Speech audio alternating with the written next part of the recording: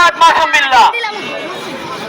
আসসালামু আলাইকুম ওয়া রাহমাতুল্লাহি ওয়া বারাকাতুহু। ওয়ালাইকুম আসসালাম। সম্মানিত তৌহিদি জনতা, সময় খুব সংক্ষেপ। ইসলামী আন্দোলন বাংলাদেশ, ইসলাম দেশ মানবতার কল্যাণে অত্যন্ত তৈরি হিসেবে বাংলাদেশে কাজ করে যাচ্ছে। আপনারা জানেন, স্বাধীনতার 54 বছরে যারাই ক্ষমতায় এসেছে তারা আঙ্গুল ফুলে কলা গাছ বট গাছ হয়েছে। কথা ঠিক কিনা? ঠিক। এই বাংলাদেশটাকে বিশ্বের দরবারে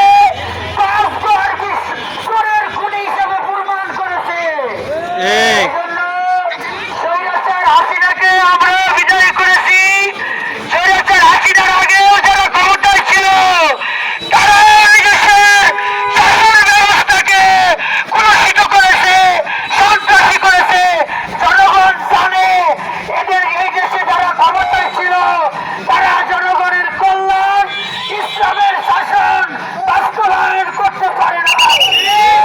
তারা ক্ষমতায় যাওয়ার আগে মদিনার সনদের কথা বলছে, কিন্তু তারা এদেশে ইসলামের নামের কথা বলে ধোঁকা দিয়েছে।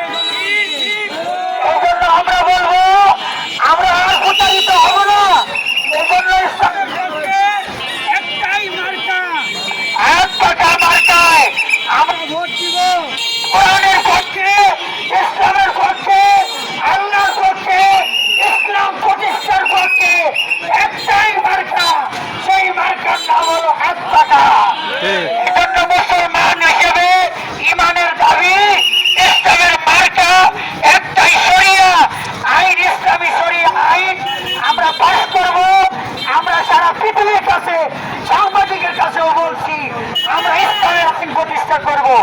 আমরা অন্য কোনো দলের মতো না, মানুষের কাছে বলবো ইসলামের কথা, সাংবাদিকের কাছে বলবো ইসলামী শরিয়া আইন চাই না।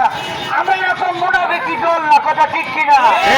এজন্য আমরা স্পষ্ট ভাষায় বলতে চাই, মানুষের কাছে ভোট চাই কোরআনের শাসনের জন্য, সাংবাদিকের সামনে আমরা বলি কোরআনের শাসনের কথা। এজন্য আসুন আমরা সবাই ভোটের পক্ষে কাজ করি, শান্তিশীল ভালোভাবে আত্মাকার পক্ষে ভোট চাই। আলহামদুলিল্লাহ রাব্বিল আলামিন।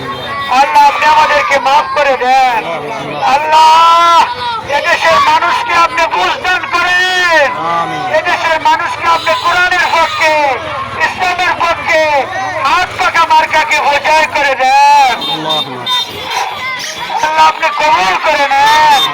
আল্লাহ আপনি আমাদের ক্ষুদ্র মেহনত কবুল করে নেন। আল্লাহ আমাদের কর্মীরা নিজের টাকা খরচ করে, নিজের